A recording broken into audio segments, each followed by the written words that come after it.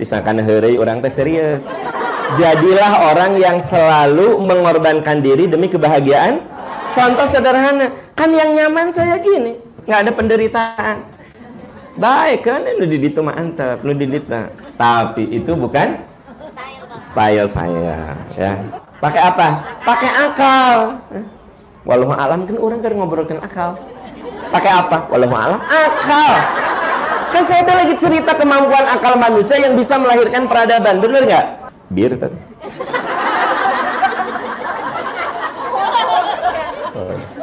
Dah lama nggak minum bir. Dah lama ke kuliah. Tak Anda mah heureuy ge sok jadi itu. Saya kan heureuy, eta teh katanya. Ih, ternyata si Pak Am baheulanya ke kuliah demi Allah ngaku sih ya. Di depan kita ngomong nate. Ada orang mah heureuy, mun teu dikitukeun eta teh jadi gosip di belakang teh. Si Pak Amnya keur SMA-na keur kuliah nu parah juga. Pas ningali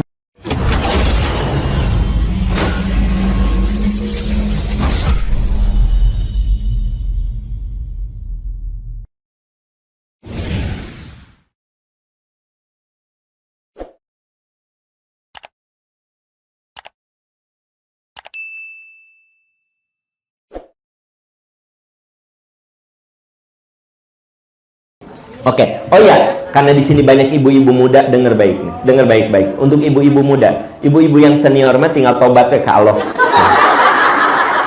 Iya kan, anaknya di sini pada gede ya. Iya mah karena anak adik-adik saya yang anaknya masih kecil-kecil, dengar ya. Anda sebagai ibu penentu apakah nanti anak itu percaya diri atau tidak. Anda, makanya kalau anak ngomong apapun harus katakan. Mama, aku pengen jadi dokter. Iya, mama doain kamu jadi dokter yang hebat. Belajar yang benar ya nak ya. Mama yakin kamu bisa. Gitu. Mama, aku pengen jadi dokter. Dokter ranking we butut kamu mah. Iya, dokter mah kudu pinter. Dokter terus bodoh hese atuh. Bu, eta teh kadang sok ada. Mama, aku pengen jadi pilot. Ya sok, mama doain kamu jadi pilot yang hebat ya. Belajar yang benar. Gitu. Menanamkan optimisme. Mama, aku pengen jadi pilot naik kursi ge takut kamu mana naik kursi ge nenek pilot angkot merenang kamu tuh. Duh, kadang ada orang tua yang gitu. Jadi dia itu membikin anak itu tidak percaya diri, ya. Bila anak dibesarkan dengan caci maki, dia belajar rendah diri. Anda suka membuli dia rendah diri. Mama, aku matematika nilainya 5. Berapa? 5. Mama dulu 3 nah. Tapi mama belajar. Alhamdulillah tadinya 3 jadi 7. Kamu 5, kamu bisa 10. Mama yakin kamu bisa. Sok belajar yang benar. Kamu bisa. Kamu tuh jauh lebih pintar dari mama. Mama wae 3 jadi 7, kamu 5, kamu bisa 10. Belajar yang benar. Banyak nak, dulu yang matematikanya butut sekarang jadi guru besar matematik. Sok, kamu bisa. Bagus nggak? Dia percaya diri. Ini mama, aku matematika nilainya 5. Juga bapak kamu. Bawa. Turunan kamu yang turunan. Bapak kamu kan putut tah matematika. Bapak kamu mah dikasih bilangan pecah, enggak bisa ngitung bapak kamu. Sok, kok kamu tes. Ayah 7 tambah 5 berapa? Liur, mana kudu 10 tambah 10, 10 tambah 20. Jadi kamu mah ada turunan matematika. Otaknya bukan otak matematik. Bu, kabayang tuh bila anak dibesarkan dengan caci maki, dibully, dia rendah diri. Jadi sebenarnya hati-hati nih. Ini untuk ibu-ibu muda. Karena apa? Omongan Anda bisa memahat kepribadian anak. Omongan ibu bisa memahat kepribadian anak. Gitu. Makanya ngomongnya kudu bener. Kamu bisa, kamu mampu. Nah, kamu cantik, kamu ganteng. Kan aya nu anak teh, ya. Naon? Rambutnya juga gitu, ih geuleuh. Teteh eta rambut kayak gitu, juga nu gelo ari maneh. Karena rambutnya kan rada awing-awingan gitu. Teteh kan juga nu gelo. Jadi dia teh nggak pede. Ya Allah, orang juga nu gelo. Gitu. Coba, teteh, rambutnya meni lucu gitu, seksi banget kamu. Seksi banget, seksi ya kan gitu. Ya, mama, aku mau pakai kerudung. Alhamdulillah. Sok, kamu tuh kalau pakai kerudung lebih cantik. Percaya ke mama. Kamu pakai kerudung lebih cantik, lebih cantik. Akhirnya apa? Dia merasa, aku pede pakai kerudung karena lebih cantik. Nah, saya lagi cerita apa? Menumbuhkan percayaan pada diri sendiri. Dan ini tugas bagi ibu-ibu muda. Ibu-ibu tua tinggal taubat kalau dulu salah, syukur kalau dulu benar. Ya nggak sih? Bu, husnuzon kepada diri sendiri ini dijelaskan di Al-Baqarah 286. Al-Baqarah 286. La yukallifullahu nafsan illa wus'aha. Allah tidak akan memberikan beban di luar. Hatur nuhun. Wa ista.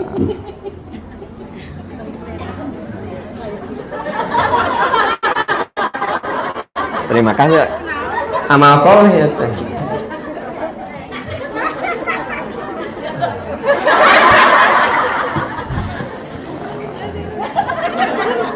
Makasih teh. Mudah-mudahan jadi amal soleh. Daripada Anda egois sorangan.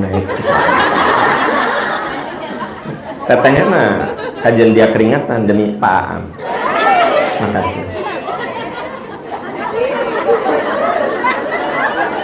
Akhirnya ada ceramah ya.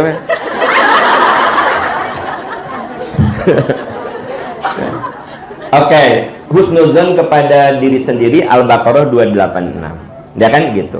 Yang ketiga, husnuzon kepada orang lain.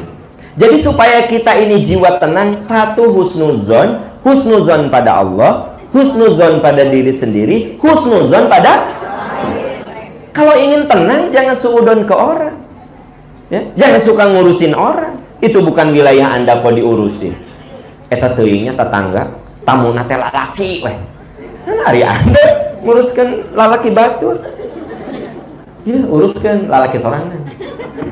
Kan ada yang suka ngurusin suami orang. Hari suami dia mah tingali eta si Pak Amif ya.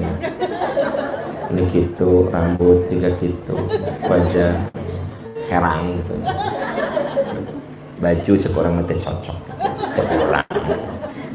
Tong uruskan saya, uruskan salaki Anda. Tak si Pak Amif ya setenya rambut. Itu matching gitu. Baik, uruskan salaki sorangan. Kalau kamu uruskan salaki batur, bener nggak? Bu, kadang dalam hidup mah kita tuh kadang suka ngurusin orang.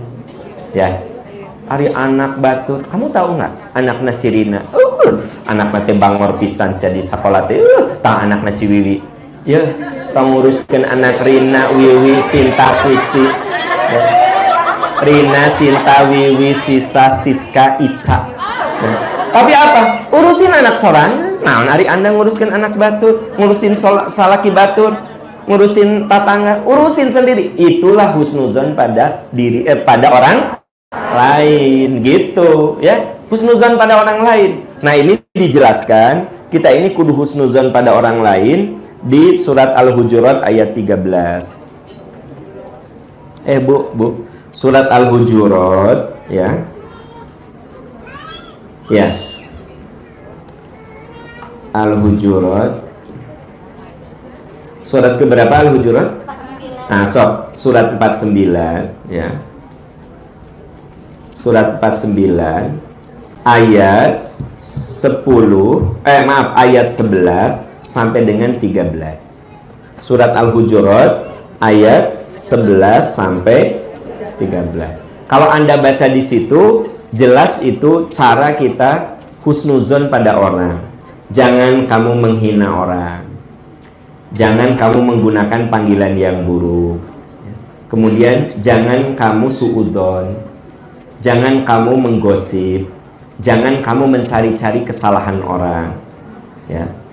Lalu di ayat 13-nya, sesungguhnya orang yang paling mulia di sisi Allah itu yang paling takwa. Jadi singkatnya begitu.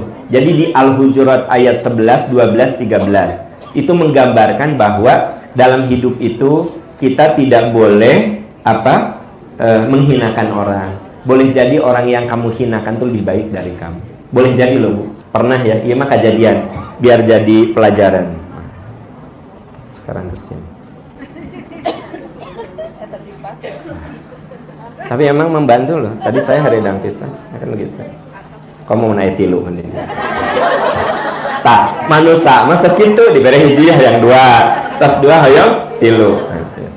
Uyas ya Bu, uyas eta mah kaditu kan. Ibu cenah teh eta nu badag gadiekeun entah kedatang teh. Oh iya teh. Teh aya. Enggak adaan ini.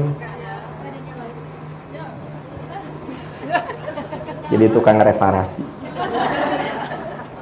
Ya, oke. Saya tuh mau ngomong apa sih? Jadi ayat ini mengatakan, hai orang yang jangan suka menghina. Bu, saya punya pengalaman, itu pelajaran bagi saya sangat-sangat penting. Jadi ada suami istri, suaminya umroh, istrinya henteu. Istrinya umroh, suaminya enggak. Udah pulang umroh, tahun berikutnya istrinya daftar haji, suaminya enggak. Tahun berikutnya suaminya daftar haji. Kira-kira orang jadi suudon enggak? Terus saya kalau ketemu dia nggak pernah bareng sama suaminya. Kalau ketemu suaminya nggak pernah bareng sama istrinya. Bahkan baru dak di kantor teh kieu, bapak nahanya ieu mah haji nanti teu sareng kamari umroh misah, ayeuna haji oge pisah. Saya bilang, "Geus tarima, tong banyak ngomong daftar." Tong suudon saya bilang gitu. Henteu aneh we, cenah aneh bapak. Ari barudak teh atuh barudak CS di depan, ieu mah aneh bapak cenah. Engke Pak kumaha? Nya teu naon nanti ibu-ibu jeung ibu-ibu bapak. Oke. Si ibu itu haji. Saya tidak menemukan apa-apa. Pas si bapakna haji, saya baru tahu. Sampai saya bilang, "Ya Allah, ini orang hebat banget." Kenapa? Di Arafah si bapak teh nangis. Terisak-isak. Apa katanya? Pak, nangis deh. Boleh enggak saya berdoa di Arafah kalau anak saya biar dipanggil lebih dulu sebelum saya? Nangis deh. Akhirnya saya tanya, emang kenapa Pak? Nah ini dia. Dulu mungkin saya suudon, anak-anak di kantor suudon. Nah haji nggak bareng, umroh nggak bareng. Di undangan saja saya kalau ketemu nggak pernah bareng mereka teh. Biasa sokil jigana ayat trouble jeung istri, jigana ada masalah dengan suami, kan sudah gitu kan Bu. Akhirnya Allah membukakan, mungkin ini biar jadi pelajaran untuk kita. Ternyata bapak itu punya 3 anak. Anak yang pertama baik-baik saja, anak kedua ketiga berkebutuhan khusus, fisiknya normal gitu loh, berkebutuhan khusus. Jadi walaupun umurnya udah 16 tahun seperti usia 4 tahun. 2 ku Allah dikasih 2 sekaligus, kebayang tuh. Nu dikasih anak berkebutuhan khusus 1 saja berat, 2.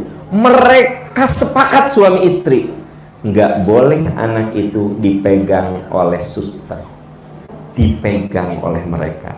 Itu yang menyebabkan kalau ke undangan sok mamah yang pergi, ayah nu ngajaga.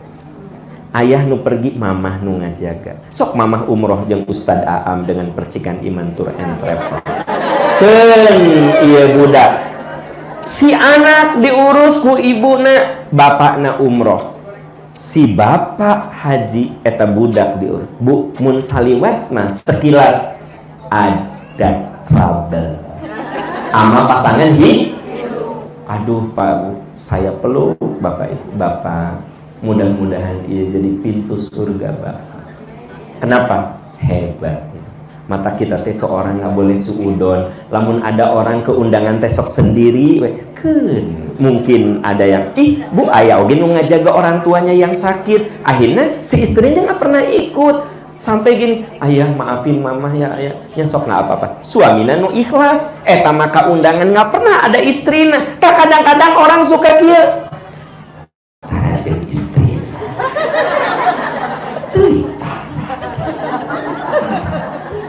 Si bapak mana? Tong ditinggali ke ningali kawan. Kadang suka gitu nggak? Tah Bu, kita ini kalau berpikir, kamu jangan suruh, boleh jadi orang yang kamu anggap jelek lebih mulia dari kamu. Boleh jadi. Nah, ini kan husnuzon sama orang. Jadi kan kita lagi cerita, gimana batin kita tenang. 1, husnuzon. Husnuzon itu wilayahnya 3. Pada Allah, pada diri kita, dan pada orang lain. Gitu, ya. 2. Anda mah lieur gitu. Ongkoh cenah tadi 3, ayeuna 2. Ya teh kumaha cenah si Paamna kan tadi teh 3, nah ayeuna 2. Saya ulangi, cara supaya kita ini punya ketenangan satu, husnuzon. Tak, 1 husnuzon teh bagi 3 husnudon ka Allah, husnudon pada diri. Itu kan 1, 2 ini 2. Kade tong lihat, oh kok tadi 3, ayeuna 2. Itu beda matana. 2. Ya, yang kedua, kalau kita ingin bersih hati, bergaulah dengan orang-orang soleh. Bu, orang soleh mah lisannya itu pasti menyebar virus-virus kebaikan. Teteh bade ngaos teu, dukanya hayu ngaos gitu. Teteh bade ngaos teu, saha nu ceramahna Ustad Aam, naon Ustad Aam? Wios Ustad mah sami sadana ge yeuh gitu. Gitu. Jadi virus apa? Kebaikan gitu. Ya nggak sih? Gini, saya kasih contoh. Kalau, tapi contohnya nggak enak, Akang lah. Kalau Akang hapur atau Akang TBC, punten ya Kang siapa kan? Kang Ali ini hapur, keur hapur teh TBC. Ente, tong nambahan roromeh. Anda mah sok nambahan wae. Hapur karunya manehna teh geus 2. Hapur jeung TBC. Saya gaul dengan Kang Ali, sering nempel badan, ngobrol gitu. Kira-kira Kang Ali bakal sembuh dari hapur dan TBC-nya atau Pak Aam jadi hapur dan TBC? Enggak, ini contoh. Kalau Kang Ali ini punya penyakit, saya gaul sama dia, saya teh jadi kena penyakit, yaitu hapur dan ieu mah contoh. Karena aya ibu-ibu nu kieu, kasep-kasep hapur teh. Itu ieu mah contoh, ya. Contoh. Jadi itu kalau Kang Ali ini orang yang suka ngomongin orang, suudon ke orang, sok dendam ke orang, iri sama orang, saya gaul sama dia, peluang saya pun terpengaruh ada. Tapi kalau dia itu orangnya yang hatinya bersih, ngomongnya selalu bagus, maka sangat mungkin saya tertular kebaikan. Makanya kata Nabi, al-musahabatu tasriqut tabi'ah, persahabatan itu suka mencuri tabiat. Itu sebabnya kita kalau ingin jiwa tenang, gaulah dengan orang-orang yang soleh. Kalau Anda gaul dengan orang-orang buruk, Anda teh jadi kebawa buruk sih gitu masalahnya, gitu ya. Terus Anda kira orang yang ngaji itu semuanya baik? Tidak juga. Dari pengajian setan aya henteu? Aya. Di diskotik aya malaikat henteu? Aya, terutama malaikat pencabut nyawa, kan aya nu ode di dinya. Nah. Jadi di diskotik aya malaikat, kan? Tidak ada malaikat rahmat. Kalau di pengajian ada malaikat rahmat, banyak, tapi setan juga ada. Jadi jangan Anda kira ahli pengawasan itu soleh sadayana. Mereka adalah orang yang mau soleh, tapi mungkin masih diperbudak oleh setan. Jadi ibu, kita kudu waspada dengan persahabatan. Mata kenal dengan siapapun boleh, tapi solid, akrab, deket. Anda kudu selektif, kudu tegas. Aku nggak mau main sama orang ini. Aku cukup kenal saja. Kenapa? Habis tiap ketemu teh keburukan deh. Orang ngaji kalau kan ngajak ke kafe. Di kafe mah telin ngaji. Ari ka kafe ngaji mah kan teh naon? Kabayang teh urang teh ngaji sah. Ditelepon cek manehna teh. Maneh ka dieu cenah urang geus kumpul opatan. Dahar moal. Urang teh jadi teu ngaji. Urang teh cenah ka ieu nanti ada yang sakit, teman. Udah parkir di rumah sakit. Geus ka dieu cenah ke maneh nu geuring sia cenah. Urang teh teu jadi. Tah, orang-orang kayak gitu mah jangan dijadikan sobat, cukup kenal saja. Kenal aja gitu. Mata saya kenalan banyak, tapi sobat dikit. Kenapa? Saya harus punya sikap. Oh, ini harus saya jadikan orang dekat saya. Ini mah biasa aja. Just say hello, just hai. Gimana kabar? Baik. Waalaikumsalam. Tapi algoritma solid gitu ya. Kenapa? Saya rasakan dia ngasih pengaruh banyak kebaikan nggak kepada saya. apakah akhlak, apakah apa-apa, pokoknya kebaikan yang bersifat ukhrawi. Nah, saya tadinya pemalas, dia tesok negurkan, ari akang tahajud henteu ih mempengker sehat loh akan tahajud, jadi saya tahajud, berarti ini orang bawa kebaikan gitu. Jadi Bu, ini dijelaskan di surat Asy-Syu'ara ayat 83-84. Surat apa? Asy-Syu'ara 83-84. Itu doa Nabi Ibrahim. Rabbi habli hukman wa alhiqni bis sholihin. Ya Allah, beri saya hikmah dan dekatkan saya dengan orang-orang soleh. Ya. Ada Bu ayatnya? Surat Asy-Syu'ara surat keberapa? Surat ke-26. Surat ke-26. Ayat 83. Rabbi habli hukman. Ya Allah, saya berhikmah wa alhiqni bis sholihin, dan dekatkan saya dengan orang-orang soleh. Jadi ayat itu mengatakan kita ini mohon sama Allah supaya dekat dengan orang. Kenapa? Sebab jiwa kita akan tenang ketika orang soleh itu menjadi pupuk kebaikan untuk diri kita. Begitu ya, bukan jadi virus keburukan, tapi jadi pupuk kebaikan. Jadi kenal dengan siapapun boleh, tapi solid, akrab, memang kita harus selektif gitu. Itulah hidup. Hidup itu pilihan. Life is a choice. Hidup itu pilihan. Kita harus menentukan mana yang jadi teman kita, mana yang jadi kenalan kita. Kita bedakan. Nah, yang paling parah, waktu luang teh digunakan chatting di mana, di Facebook, di apa, dengan orang yang terjelas teh. Kan sok ayam gitu. Banyak Bu. Zaman sekarang bisa gaul dengan siapapun, ngabisin waktu teh chatting dengan orang yang tidak Anda kenal, cuma lihat fotonya saja. Foto mah bisa dirubah tuh. Foto saya bisa ditapelkan, foto saya siapa gitu, ya kan? Gitu. Udah gitu teh Anda percaya sama orang yang tidak pernah Anda ketemu. Kan bodoh banget begitu. Kan ada Bu korban-korbannya. Ya banyak itu. Dia percaya terus ya, ngomong itu ngomong iya, padahal dia teh siapa gitu. Ya kan? Gitu. Bahkan ada kejadian loh Bu, si istrinya teh gaweana teh chatting aja. Chatting. Akhirnya si suaminya teh misalnya suaminya namanya Ahmad, dia ganti Ronald. Terus fotonya orang nu kasep. Terus dia ngechat istrina. Di layanan atuh ku istrina. Padahal eta teh salakina. Mantap cek urang ge, hati-hati nih raruas kieu. Hati-hati. Anda meni kaget itu. Jangan-jangan Anda chatting jeung si Ronald teh salaki Anda, yaitu Dadang Saifullah. Suami Anda siapa namanya? Dadang Saifullah. Tapi karena Anda teh suami pulang terus chatting. Suami mikir, naon sih si mama teh gitu. Akhirnya dia kan bisa tuh, ya, namanya Ronald. Ya. Fotona nyari waktu di image tuh. Ya caranya gitu, di image, ambil copy paste. Ya. Fotona kasep Ronald gitu, ya. Nah, heureyan, padahal dia teh suamina. Akhirnya sampai chatting nu rada jorok teh ya. Sampai kata suami, "Ya Allah, istriku kayak begini ya Allah." Gitu. Naon tadi geus kieu? Nah, dari Anda ini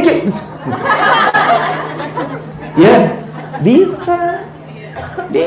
Jadi boleh jadi orang tuh bisa menjebak Anda, dan saya pikir itu teh gampang Bu. Anda punya nomor satu lagi, punya email satu lagi, bikin namanya siapa, fotonya siapa, seolah-olah Anda teh chatting sama suami teh ya. Sekenalan nama aku enggak?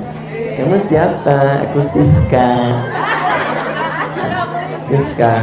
Profesi apa? Aku sih model, walaupun kecil-kecilan tapi aku model gitu. Fotonya teh geulis, padahal eta teh istrina. Salakina teh anteng ya anteng ya kan. Nah, ada satu saat salakina teh di rumah, istrina di rumah oge, tapi di kamar mandi ya. Yang lagi apa? Padahal teh istrina. Tapi ngaku-ngaku siapa tadi namanya? Siska. Gitu. Padahal asli nama Yuyun. Asli nama Yuyun. Bu, makanya bodoh kalau kita membangun persahabatan dengan yang tidak kita lihat, tidak kita ketemu. Udah gitu Anda trust 100%, trust, Anda percaya, seenaknya Anda ngomong ini. Jangan-jangan itu orang yang kenal sama Anda dan menjebak Anda. Bodoh sekali ya orang yang begitu. Ya. Langsung kira Anda, oh gitu caranya. Nah, Anda masuk langsung ke tinggal di ayah siap. Ayah jangan macam-macam. Ya, ayah jangan macam-macam. Mama punya ide dari Ustaz AA. Ngaran mama jadi Ica atau Siska atau Niken. Nah itu harga-harga menjual ya. Jangan ajak Maryam, jangan. Nah, oke. Tos lanjut. 1, husnuzon. 2, bergaul dengan orang soleh. 3, supaya kita jiwa tenang, menerima takdir.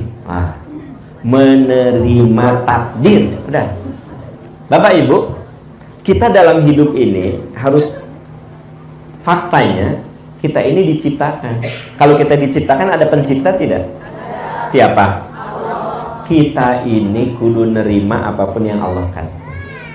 Dalam hidup ini kan ada takdir, itu ada 2 Bu. Ada takdir mubrom, ada takdir mu'allaq. Ada apa? Kalau takdir mubrom itu takdir yang Allah tetapkan, kita tidak bisa ikut campur. Pokoknya terima aja udah. Itu takdir apa? Mubrom.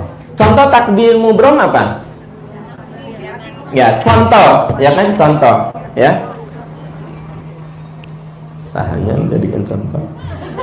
Kang Ali dewe. Kang Ali, ayahnya namanya siapa? Pak Edi. Ibunya siapa? Kan? Bu Imas. Dengar ya, sayang, Ibu. Kang Ali ini ayahnya Pak Edi, ibunya itu Bu Imas. Pertanyaannya, Kang Ali jadi anaknya Bu Imas dan Pak Edi pilihan Akang bukan? Itu mubrom. Saya anaknya Pak Nurdin dan Bu Asia, mubrom. Bukan choice saya. Saya terima. Mubrom itu mubrom. Berem mubrom. Ya Allah, berem bedanya makanan kan? Mubrom. Apa? M-U-B-R-O-M, mubrom. Artinya takdir yang bukan pilihan kita, tidak ada campur tangan manusia, 100% Allah yang kasih. Seperti saya anak siapa, nggak ada yang ikut campur. Itu kuasa Allah, takdir Allah. Ya. Kang Ali putranya Pak Edi dan Bu, bukan pilihannya. Anda anaknya siapa? Dari mana? Sunda, Jawa, bukan pilihan Anda. Saya orang Sunda, ya. Ibu bapak saya di Ciamis, bukan pilihan saya. Dah kalau milih mas saya ingin jadi orang Argentina. Nah,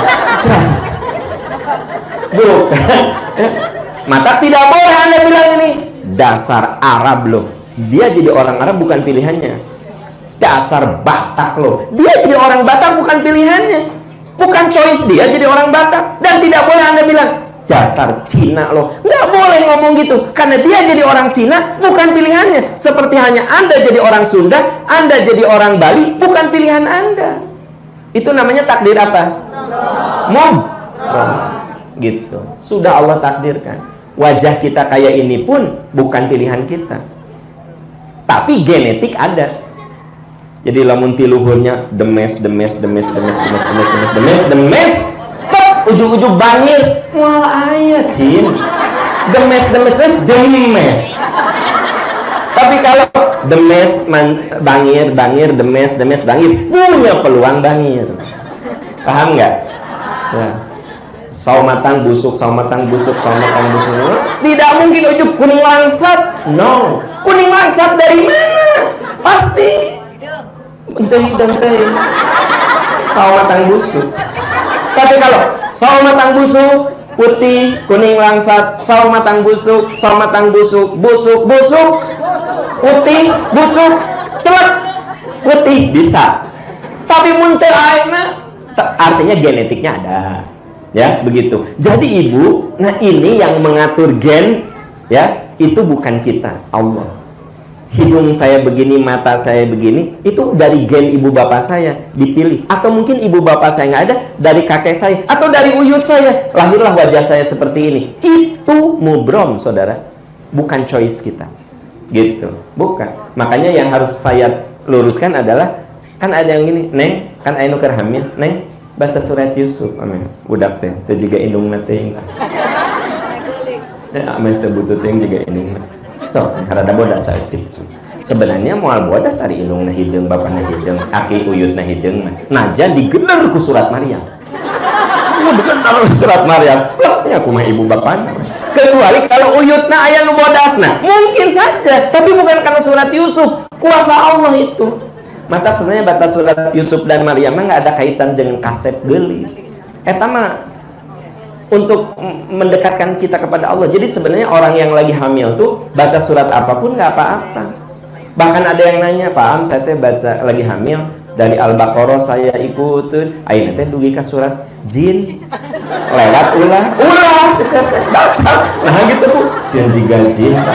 Saya kan ari bapana jiga jin tuh gitu kasetnya moal teh naon. Mun jiga bapana jiga jin tah, ya kan? Teu maca surat jin ge bakal jiga cek aku teh. Jadi artinya yang namanya manusia mah ya ada yang mubrom dikasih. Tapi walaupun mubrom tetap ada unsur law of nature-nya, sunnatullahnya, yaitu gen dan seterusnya begitu. Jelas Bu? Itu ada yang mubrom. Yang kedua takdir yang mu'allaq. Oh sorry. Takdir yang mubrom itu suratnya Al-Hadid ayat 22. Surat apa? Al-Hadid ayat 22. Ya. Iya sama. Kan tidak ada yang menimpa dirimu kecuali Allah sudah tetapkan. Berarti itu mubrom. Yang kedua, takdir yang mu'allaq. Mu'allaq. Takdir mu'allaq itu takdir yang ada kaitan dengan ikhtiar manusia. Takdir yang ada kaitan dengan upaya atau ikhtiar manusia. Takdir yang ada kaitan dengan ikhtiar manusia.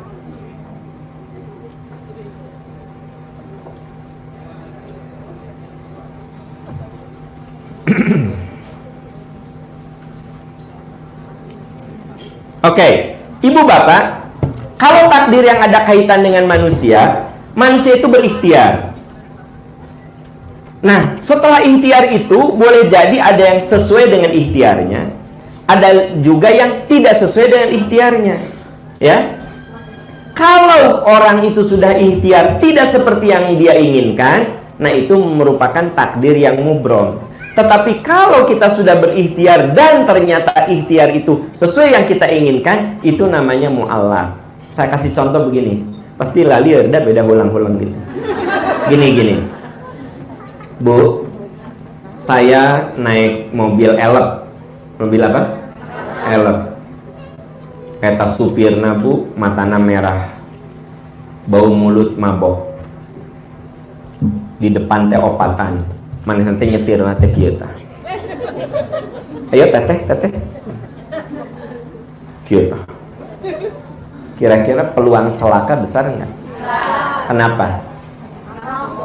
1 mabok, 2 nyetirna miring, 3 mobilnya sudah overload. Maka peluang celaka besar enggak? Akhirnya saya turun. Nah, dan saya selamat. Ternyata mobil itu di daerah Gentong mengalami kecelakaan di Ciawi. Ya, tikusruk karena bukan jurang teh lah, karena solokan. Ya, supir namawan. Saya ingin katakan, berarti saya terhindar berdasarkan ikhtiar saya. Mubrom apa mu'allaq? Mu'allaq. Ibu sayang, suami ibu mubrom apa mu'allaq?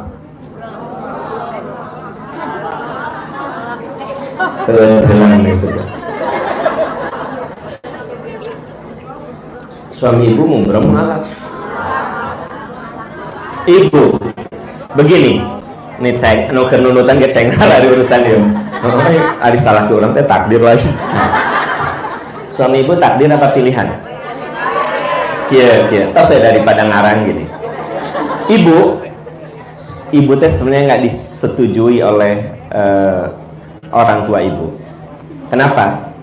Karena suami ibu tuh, calon suami ibu tuh seorang yang perangainya buruk, sok mabok, tara gawe, suka judi. Lalu ibu mengenalkan calon suami ibu ke orang tua. Orang tua ibu teh nggak setuju. Neng, cobalah cari calon lain atuh. Kan kamu tahu dia teh pemabok, pejudi gitu. Tapi Anda kan gini, tapi Neng sayang sama dia, Mama. Nggak ada yang bisa memisahkan Neng walaupun samudra dan lautan, Mama. Artinya Anda ngotot, padahal udah dikasih tahu ke orang tua. Akhirnya Anda tetap nikah sama dia. Dan bener, 2 bulan setelah nikah, gigi Anda rontok tilu. Ya. Mas kawin leungit, mobil Anda hilang. Saya ingin tanya, pilihan apa takdir? Kenapa Anda bilang pilihan? Karena predictable, terprediksi. Jadi kalau terprediksi butut Anda ambil, itu it's your choice, you know. I know gitu. Nah, jadi itu choice Anda. Tapi lain lagi kalau gini, Anda punya calon orang yang kelihatannya teh santun, baik, kabayang dia mah tiap mau dikasih minum, menuju sahur. Nah iya mah da salasa. Aku Daud. Oh, Daud. Jam 11 guys. Neng, hari masjid di mana? Emang bade naon? Lohor. Iya kan jam 11. Mah sok ngaos heula. Ya Allah. Pokoknya mah geus jam 3 pasti WA. Neng, jangan lupa tahajud. Inilah cara terbaik kita berdialog dengan Allah. Keren tuh. Pokoknya mah ya kan? Ya, gitu. Neng, mun aya rezeki teh kasih si Mama supaya berkah. Ya, udah aku kok transfer 3 juta ya, ke saha nya eta mah lumayan lah ke si Mama. Keren tuh. Keren. Akhirnya diketemukan sama orang tua Anda. Apa kata orang tua? Neng, gawat kawin ya alus pisan. Barang bagus ini. Mama lihat